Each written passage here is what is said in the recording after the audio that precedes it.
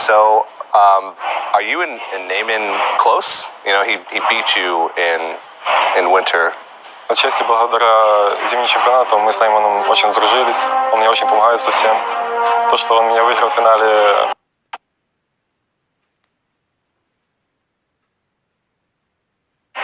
никак не сказалось на дружбе. Does he ever bring it up in conversation? Ну, мы хорошие друзья, так что такое случается часто довольно. В принципе, я тоже могу сдачи дать. Я знаю там некоторые фишки. You can't tell me? No?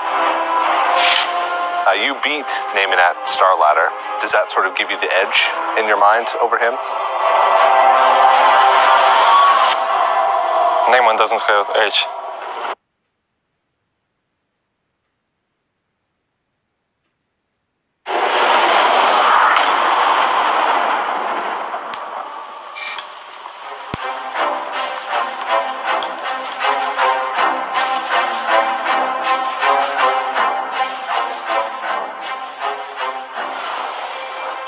Naaman doesn't have edge. I'm sure there'll be some Twitter conversations happening right now. But DrHippi pushed Like a Boss 3-0, and now Like a Boss returned on that previous game to be able to put a point on the board.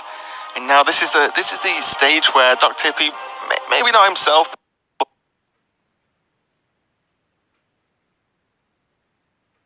but when you're so far ahead and then your opponent starts fighting back, there's just a hint of worry that, like, please don't reverse sweep me. Yeah, definitely those doubts can start to creep in, but he has such a powerful deck to be able to pick up one more win with. You know, Dragon Warrior has been an absolute staple. It feels like it hasn't been around all the time, but the reason for that is that it was such a powerhouse, it was banned in every single round of every single opponent in every single tournament, but it was there in everyone's lineup for months and months and months, and the reason for that is that it's an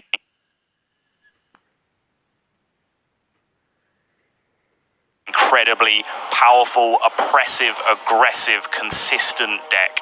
And if you need to pick up one win over 4 games, I'm willing to bet the farm on Dragon Warrior. Yeah, I completely agree. And even this matchup as we go into the next game here of Warrior versus Druid is, I feel, a bit of a tough one for the Druid because the Warrior can just choose to be so aggressive, and if DrHippi can get an early enough curve out, the Druid cannot just keep up. It's just not possible. Right, the Dragon Warrior minions are so chunky that basically every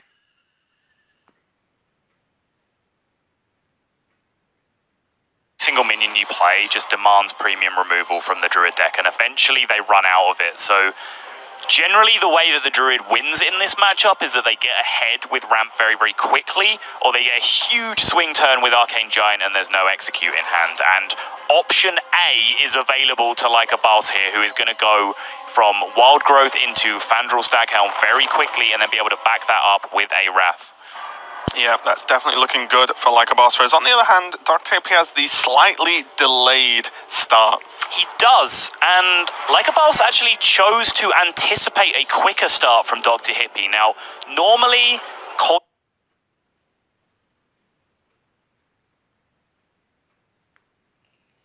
Queening Wild Growth when you don't have a 3-drop or an Innovate 5-drop in play in your hand is considered fairly unforgivable, but he was anticipating the need to Wrath on his turn 2, so he wanted to get the Wild Growth out of the way so he could Wrath Alexstrasza's champion on turn 2 and then just develop his Fandral freely on turn 3.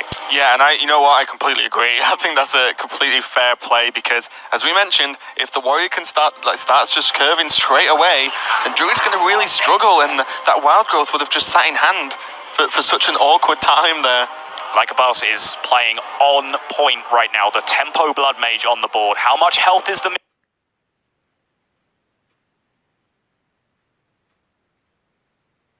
minion that Dragon Warrior is going to play on turn 3 going to have? I'm going to go for a pretty confident 4. That sounds about right to me. And remember, DrHippi's list, only 1 Ravaging Ghoul, 2 Monkeys, 2 Frothings.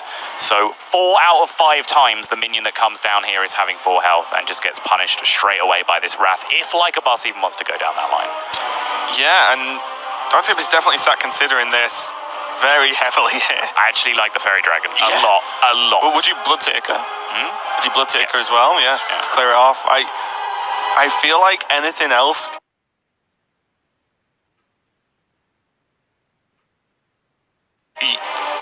If you do this with Thalnos on the board, you can just get blown out so hard. And Hippie, what a god, he makes the play. So both these players playing extremely well just in the first few turns, very thoughtful of what their opponent's deck is and what the potential outcomes are and how they can fall behind if they don't play around those outcomes. Yeah, so Fandral comes out here in a pretty solid position, and now the threat at hand for Dr. Hippie. How much does he respect this? I mean, you have to respect Fandral's Staghelm, but do you respect it to the levels of Korkron charge plus Fairy Dragon and trade in?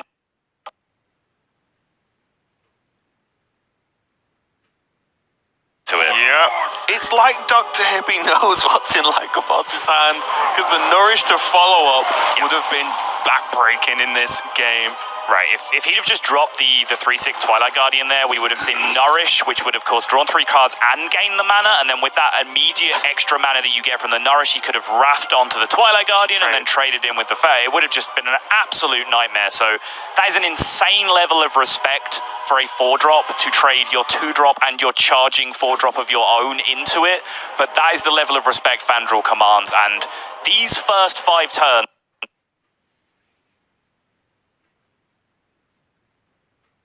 of this game from both sides have been played at an extremely high level. Yeah, this is not your average ladder game, I'll tell you that. This is some top level Hearthstone, and I expect nothing less from players of this caliber.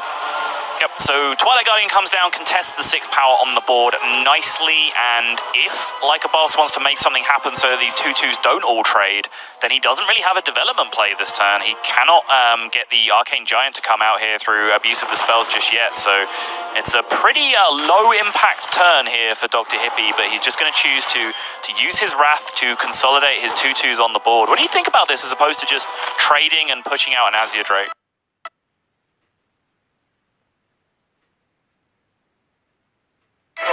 Yeah, I like it just because it's less punishable in general. Like, it's very difficult for the warrior to deal with both minions. There's going to be no double ghoul, for example, as we've mentioned previously, and you've already seen a Korkron as well, so there's not a chance for an immediate value trade.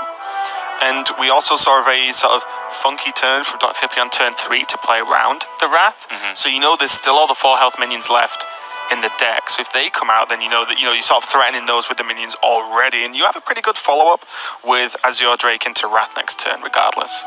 I like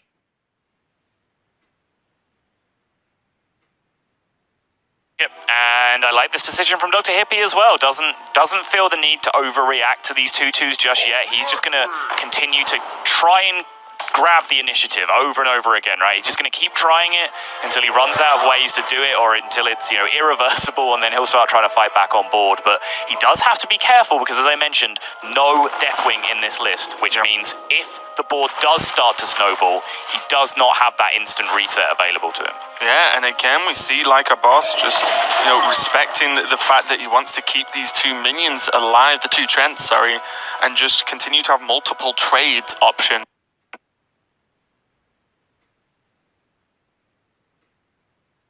on the board. So he didn't even I thought he was going to trade 1 and use the Wrath to cycle, but with Nourish in hand and then multiple other options as well going forward, you just don't really need it. You may as well keep the 2/2. And every single turn played in this game so far is flawless to the extent of playing around potential cards in your opponent's hand. It's very impressive. I agree. The Alexstrasza's champion pickup from Dr. Hippie here enables a pretty strong turn for him if he does want to choose this turn as a way to fight back onto the board, but it would also involve just leaving an Azure Drake up, which is a terrifying proposition, but I just don't see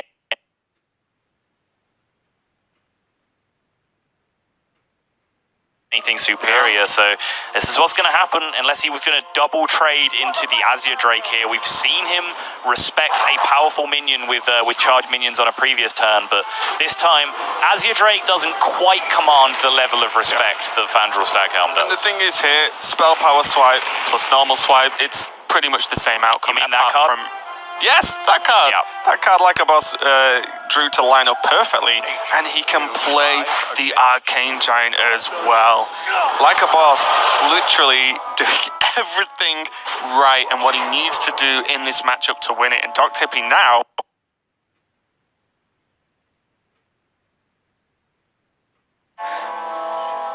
Unless he plays Rag and hits the 8/8, he's going to fall too far behind. Yeah, there's no other play. He just has to drop Rag here and just shut his eyes. 33% of the time, he's in a decent position. Taking out the Drake is not terrible as well. Face would just be completely miserable in this situation. And look at Like a Bawse just summoning the Rag shot to his face. That is how you control this game. Like a Bawse just summons the fireball to his hero portrait. And that's just game. And that is going to be the game. Wow, super quick. And the player's playing quite fast to a large extent. Yeah.